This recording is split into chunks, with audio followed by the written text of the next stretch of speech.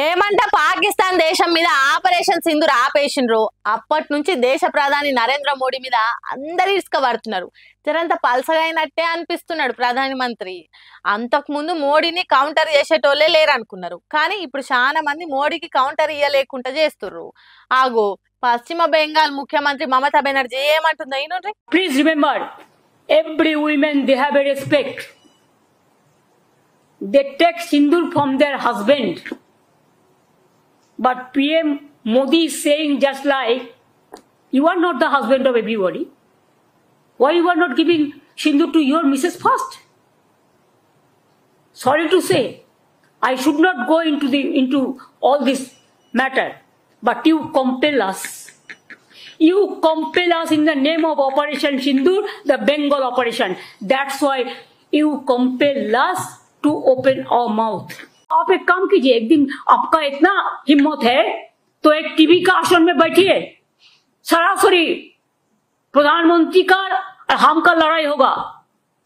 आपको जो जो सब्जेक्ट है आप टेलीप्रॉम्प्टर भी ले आ सकता है. ఇన్నరా ఏమంటున్నదో పశ్చిమ బెంగాల్ ముఖ్యమంత్రి మమతా బెనర్జీ. మోడీ సాబ్, నీకు దమ్ము ధైర్యం ఉంటే నాతోని టీవీ డిబేట్ల కూర్చో. నేను అడిగిన దానికి అప్పటికప్పుడు సమాధానం చెప్పు. సబ్జెక్ట్ నువ్వు చెప్పినా సరే, నన్ను చెప్పుమన్నా సరే, ఏ టీవీకి రావాలనో నువ్వు చెప్పినా సరే, నన్ను చెప్పుమన్నా సరే, వాళ్ళు వీళ్ళు రాసిచ్చింది కాదు, నీ సొంతంగా చెప్పాలి అంటున్నది.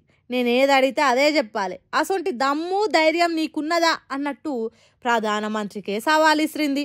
నేను ధైర్యవంతుడిని, సాహస వీరుణ్ణి, చెప్పన్ ఇంచుకా ఛాతి అని చెప్పుకుంటావు కదా, నీకు దమ్ము ధైర్యం ఉంటే రా అని బాలకృష్ణ సినిమాలో తొడలు కొట్టినట్టు జబ్బలు జరిచినట్టు చెప్పింది. ఆపరేషన్ సింధూర్ తీరుగా ఆపరేషన్ బెంగాల్ చేస్తామని చెప్తున్నావు. దమ్ముంటే జై, మా బెంగాల్ సత్తా ఏంటిదో చూపిస్తాం అని అంటుంది. ఆయన ఆపరేషన్ బెంగాల్ చేసేతానికి ఇదేమన్నా వేరే దేశమా? మోడీకి సింధూర్ ఇచ్చేతానికి భార్య లేదు కాబట్టే మోడీకి సింధూర్ ఇల్వ తెలియదు అన్నట్టు మాట్లాడింది. బాగా పైసలున్నాయి, బాగా టెక్నాలజీ పెరిగిందని ఇప్పుడు వార్తలు రాస్తావా? ఎక్కడనో రాజస్థాన్లో ఉత్తరప్రదేశ్లో జరిగిన లొల్లులు బెంగాల్లో జరిగినట్టు తప్పుడు వార్తలు రాస్తావా? ఇదేనా మీ నీతి అన్నట్టు మాట్లాడింది. ఓ ఇట్లా చెప్పుకుంటా పోతే చాలా ముచ్చట్లే చెప్పింది, కానీ దమ్ముంటే నాతోని పెట్టుకో మోడీ అని సవాల్ ఇసిన ముచ్చట్ను దేశం మొత్తం మాట్లాడుకుంటున్నారు. ఎవ్వలతోనైనా పెట్టుకో, ఈ మమతా బెనర్జీతోని మాత్రం పెట్టుకోకు అని మోడీకే సవాల్ ఇస్తుంది మమతా మేడము. ఎంతైనా మమత గట్టికి రాలే అని అంటున్నారట ఈ ముచ్చట తెలిసినాక.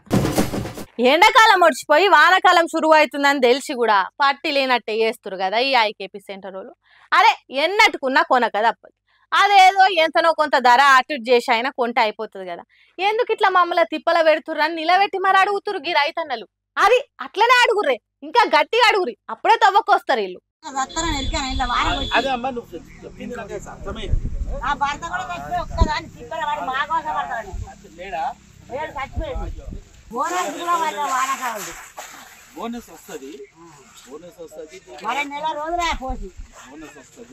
ఏంది సారు గాలు గంతగానం మొత్తుకుంటుంటే నాకు చెప్పకుర్రి, నా ఈపుకు చెప్పుర్రు అన్నట్టు పార్టీ లేనట్టు వెళ్ళిపోతురు. ఇంతకు మీరు పబ్లిక్ తిప్పలా తీర్చే కలెక్టరేనా? ఎందుకంత చిన్న చూపు రైతులంటే? మహబూబాబాద్ జిల్లా తొర్రూరు మండలం అమ్మాపురం కొనుగోలు కేంద్రాన్ని సందర్శించిండు అడిషనల్ కలెక్టర్ వీరబ్రహ్మచారి. అయితే తడిసిన మా ఒడ్లు చూడుర్రి సార్ అంటే పట్టించుకోలే. పోనీ బోనస్ ఎప్పుడు ఇస్తారని అడిగితే ఎట్టికి సమాధానం ఇచ్చుడు. ఏందిది అసలు, మీకు మేము ఎట్లాగానొస్తున్నాం అని అంతే కాబడ్డ రైతులంతా. అసలు మా బాధలే ఆయనకు పట్టి లేనప్పుడు వచ్చుడెందుకు, ఇట్లా చేసుడెందుకు? ఏదో రైతులకు ఇట్లా చేస్తున్నాం అట్లా చేస్తున్నాం అని గొప్పలు చెప్పుకున్నాడు ఎందుకు? ఏదో కెమెరాలకు ఫోజులు ఇయ్యనీకే రైతుల బతుకులతో ఆడుకున్నాడు ఎందుకు అని నెత్తి పట్టుకోబట్టిరు రైతన్నలంతా. పాపం ఏడి పంట ఆడ నేల పాలైంది. మిగిలిన ఆ కడమ పంటనైనా జల్దీ కొనుక్కొని వాళ్ళని ఆదుకొర్రి సార్లు అని మొరబెట్టుకుంటుర్రు. దినాం రైతుల ఏడుపులు చూడలేకపోతున్న జనాలు. జర సర్కార్ అయినా దీని మీద నజరేస్తే న్యాయం బరాబర్ అవుతుంది కావచ్చు. ఏమంటారు? అంతే కదా.